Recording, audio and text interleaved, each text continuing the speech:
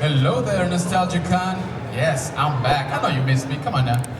So we're gonna keep things moving right along, and we got our next panel. So I just want to make sure everybody's here for the right reasons. Any fans of regular show? Let's go. That's what I'm talking about. That's the kind of energy I want to see. So this is day 3 of Nostalgia Con. Yes, sadly, last day, last few hours, but we still got plenty of awesome panels. So let's jump right into it, all right? So please give a warm welcome to the stage. We got Sam Marin. Welcome. And also William Salyers. Yeah! Welcome. Go ahead, take a seat. All right. Yes. This is very comfy. And out. So welcome. Thank you for joining us up here. And how's the show been?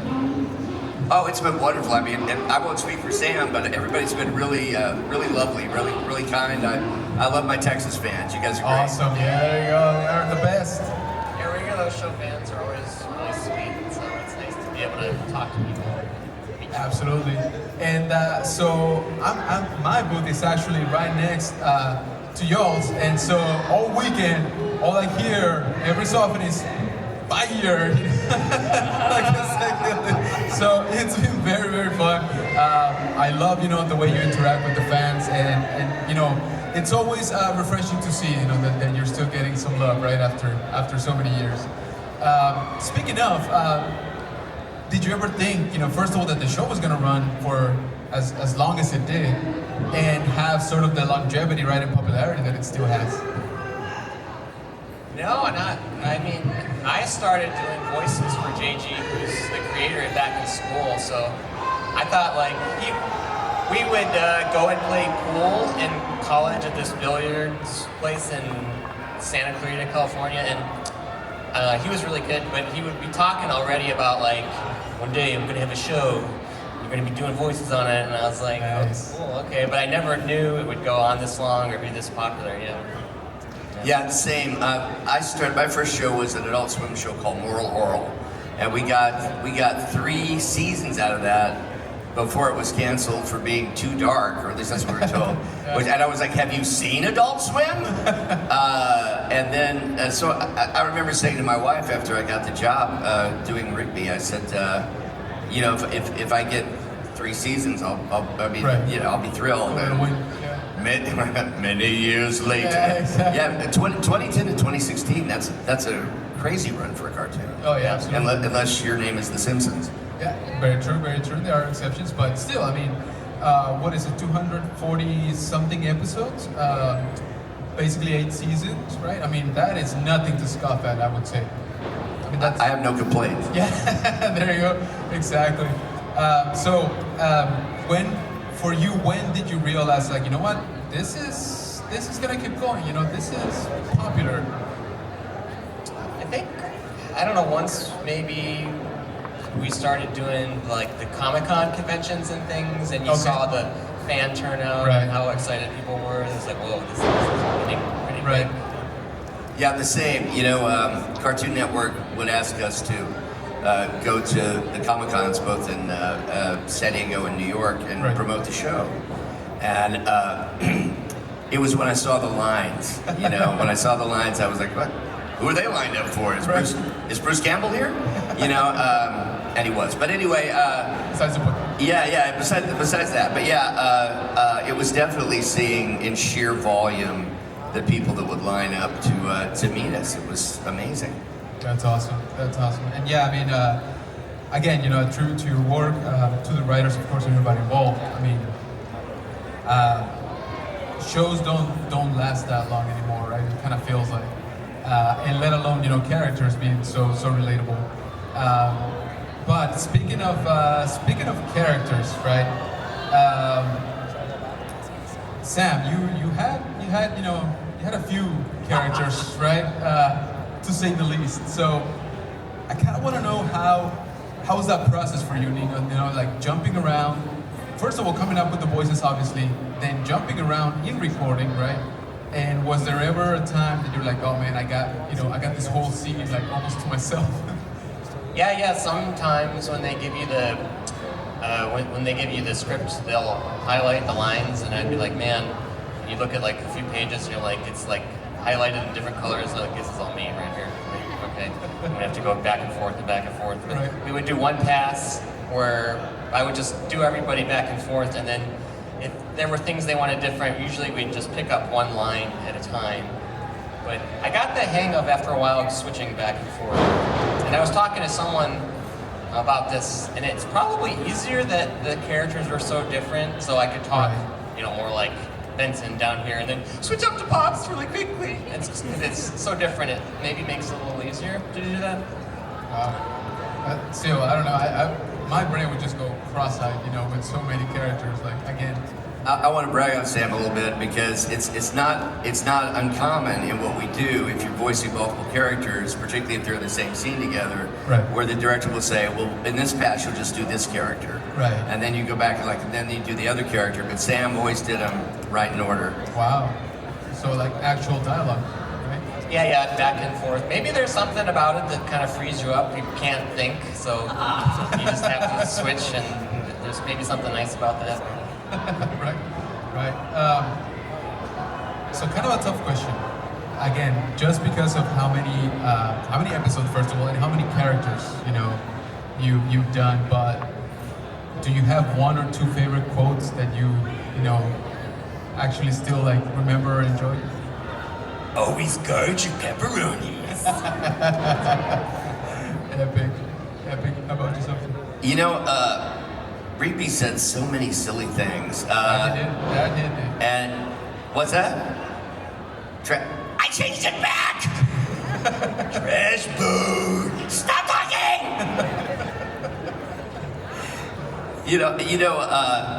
People always ask me what my favorite line was, and my favorite line was not particularly sexy because it was all the like over the top stuff that he did. But I really liked a really low key line that was from the format wars when we were trying to the various video formats like Beta and VHS and Laserdisc. We're all fighting for supremacy, and we allied ourselves with one of them. I can't remember who it was, but an older character is like, do you swear to give your lives and be willing to even unto death for the greatest format, Laserdisc or whatever it was?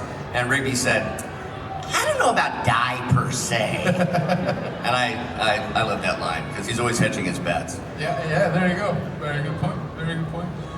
So, again, just you lived with these characters for so long, right, in the recording booth. How much of it was on the page, and how much of it was, coming from you guys directly? Do you mean did we ever improvise, or do you mean in terms of like? So, in terms of improvising lines, oh, I see. Right? And yeah, it's not. None of it really was improvised, unless maybe a word here and there or something like that. But they pretty much wrote everything specifically what they wanted and all the jokes and things. Wow. Yeah, I think that's one of the most impressive things about the writing on the show is we get that, or at least I do. I get that question all the time. Like, did you improvise a lot? Was there a lot of? No, because I mean, it's a fairly tight format. Right. You've got animatics that you're working with, so timing is pretty specific. Unlike, say, Moral Oral, which was claymation, and we had a team of animators who were animating to us, we could literally improvise. Oh, but okay. with regular show, you got to like pretty much stick with it, and I think it's a credit to the writing that people ask us that all the time. Yeah. Because they do the storyboards, since it's a premise-based show, so they would write it they'd write an outline, sort of a summary of the story, and then the storyboard artist would come up with the lines. So a lot of times they're looking at the storyboard and then they're like, oh, Benson's actually a lot more angry here. So it's really, really planned out a bit more sometimes. That is very impressive.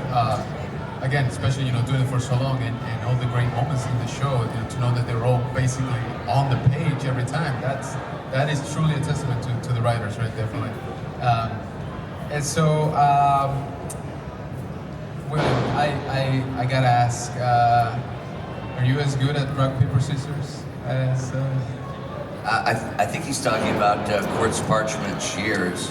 Oh, of course. I love quartz parchment shears. I mean, I'm pretty good at it, but I'm better at punchies. Oh, there you go.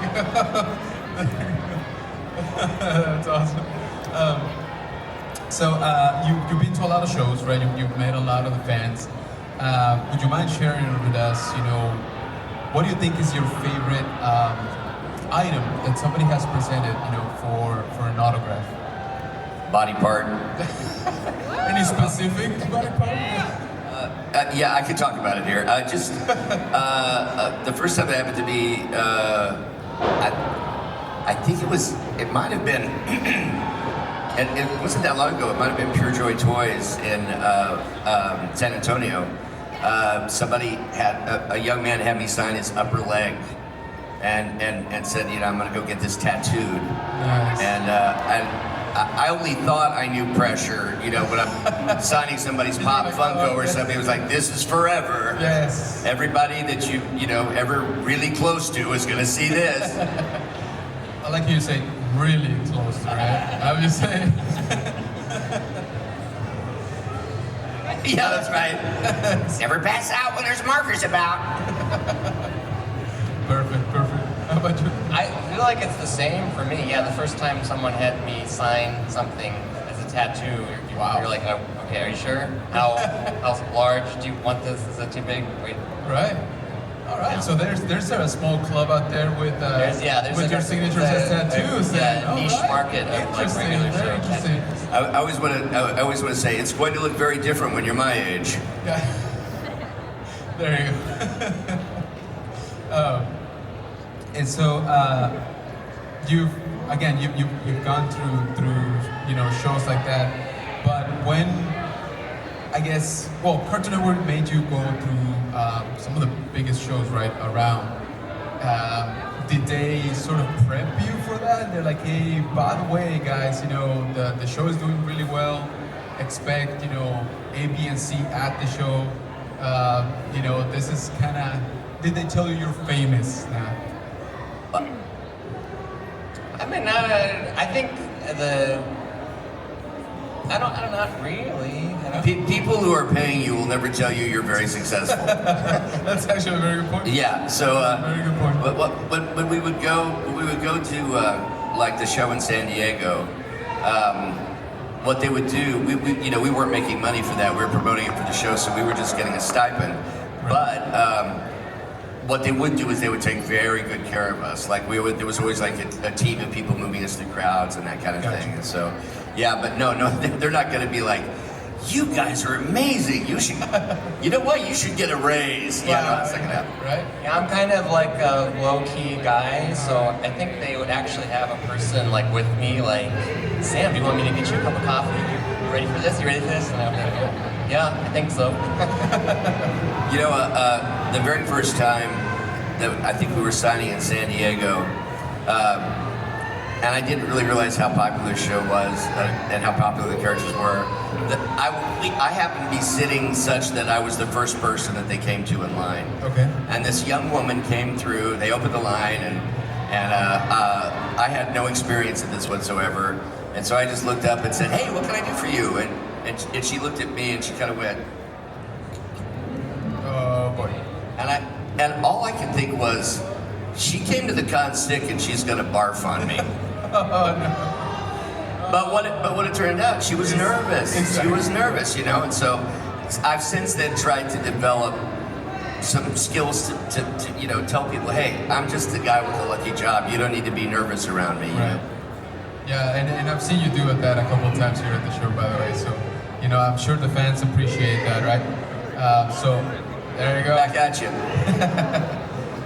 So yeah, it's it definitely takes some practice sometimes, but and us as fans, we can obviously get sometimes we let our nervousness get the best of us when meeting again our heroes or our people responsible, right, for the stuff that we love so much.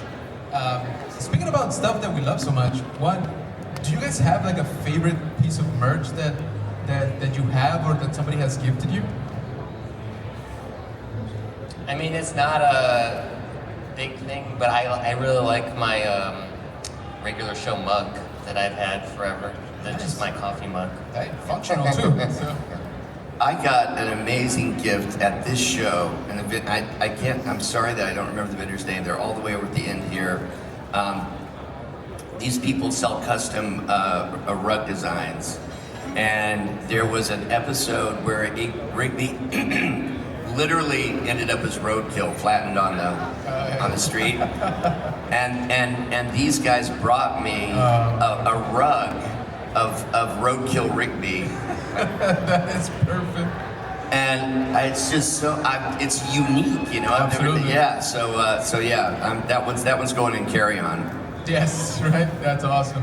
I think I've seen them. They have some very cool designs, and the colors on them, I noticed, are really good. Exactly. Yeah, I think I know what you're at. And by the way, guys, so they are located more towards here on that side. So stop by maybe after the panel and show them some love. So that's a very, very cool gift. Absolutely. Do you know more or less where it's gonna go? Not on the floor. I'm thinking a wall in the living room, you know? Makes sense. I'm sure the family will love, seeing that. My wife might veto that, I don't know. Risk must be taken sometimes. With great power comes great responsibility. Love it. There you go. Right on, Brian. And so, it's so many questions, but so many great moments, so many, obviously for you, so many sessions, right? So many recording sessions. Do you remember one that was particularly, maybe a little bit more difficult to get out? Maybe you're like, you know what, we're just having a little bit too much fun here. For me, the hardest ones were just the ones with a lot of yelling from Benson or it's a lot of Muscle Man, because after a while I would lose my voice, so we'd have to do all the yelling at the end and things like that. But a lot of people mentioned this scene where Benson like levitates and it screams a lot. That took a lot out of me. I think that one probably is the one that comes to mind. That'll do it. For me, it was always just a straight face challenge. Like, I almost had to leave the booth whenever Sam and Courtney were doing Starla and Muscle Man, because they would do the kisses on the mic and.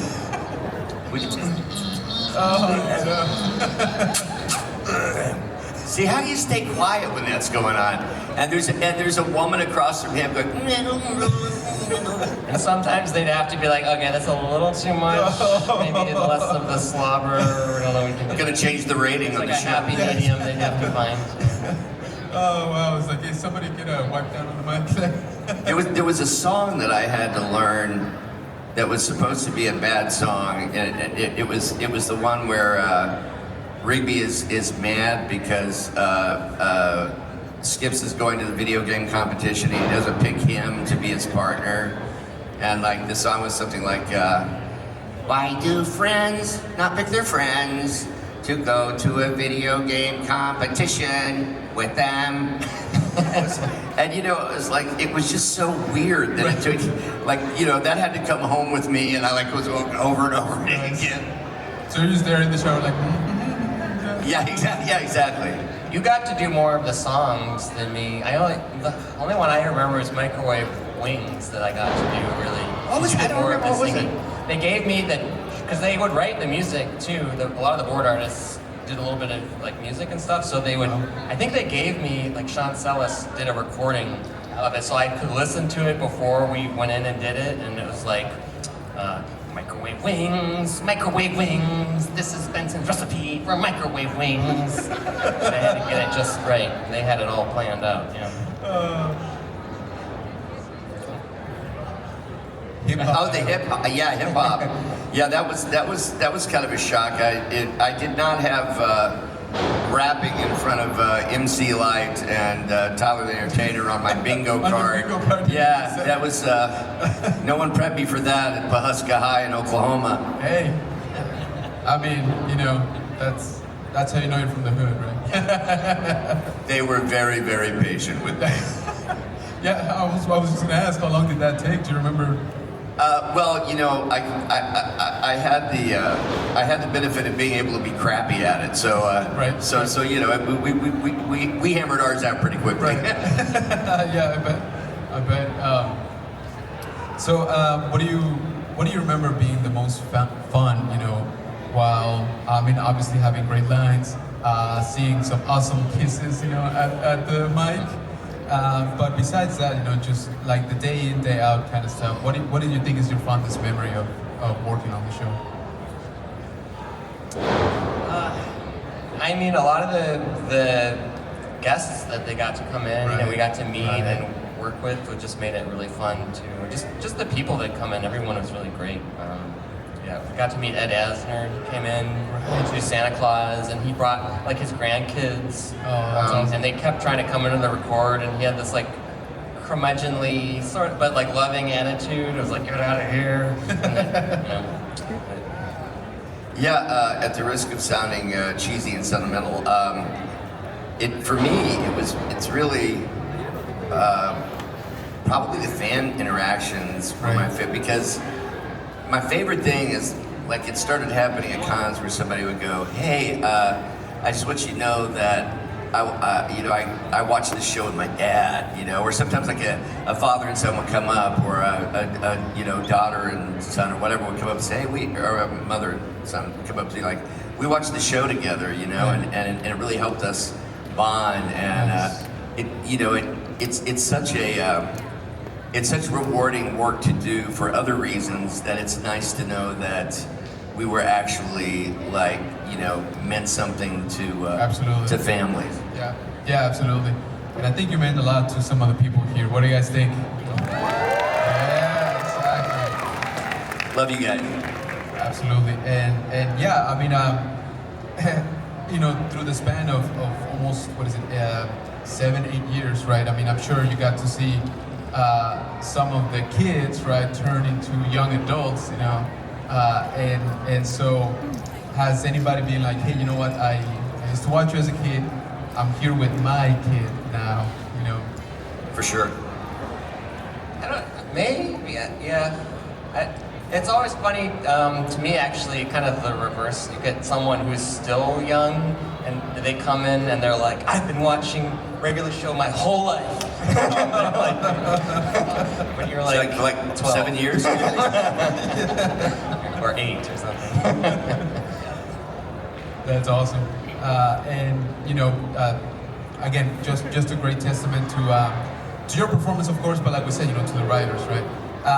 But speaking of, again, through so many years, right, and doing so many episodes, so many lines, was there ever, you know, a time when you were like, you know what, man, I don't know that the writers are firing on all cylinders in this episode, you know? Did you ever feel like, I kind of want to talk to them before I record these lines? There might have been some where I was like, or maybe a lot of times they'd give us the storyboards, and maybe sometimes where I didn't have the storyboard or something, or I just like read it.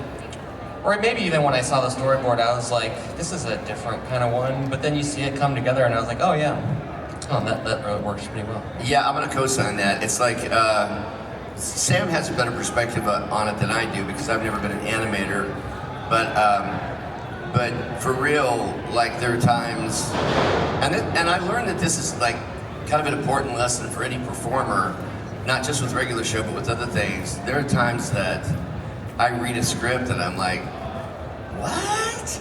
I mean, sure, I'll take your money, but man, and then I see it later. I'm like, oh, I didn't have the vision. I did not have the vision because that's not what I do. I mean, I'm not the guy that moves the chess pieces. I'm just a chess piece, right. You know. And so I like to think that I've gotten better over the years at reading something and seeing the potential. But still, you know, so once in a while, you'll be like, get it, and then you see it, and like Sam said, you're like, oh, it totally works. Nice. Yeah, when they put the music in, and then you have all of the voice acting and everything comes together, it makes a big difference. Nice, and I'm sure, you know, it comes also with the working day in and day out with the team. You start trusting them, you know, as well, right? Yeah, definitely. I felt over the years that the writers moved sort of in my direction. I got to know the character better and moved towards what they had in mind, and the collaboration got really sweet and produced something, you know, even better. Right, very true. And I think again, everybody here can agree with me that it definitely got a lot better, right? So that is all the time we got for this awesome panel, guys. So give it up for our amazing guests from regular show. Don't forget, they're actually very close to the stage here, just on that side of that wall. So make sure you stop by, their booth, say hi, get some more awesome stories, get some merch, pictures, autographs, all of that good stuff. And stay tuned for the next panel coming up here in just 5 minutes. So thank you again. Thank you, Nostalgia Con. And practice your hand boning. Back to work.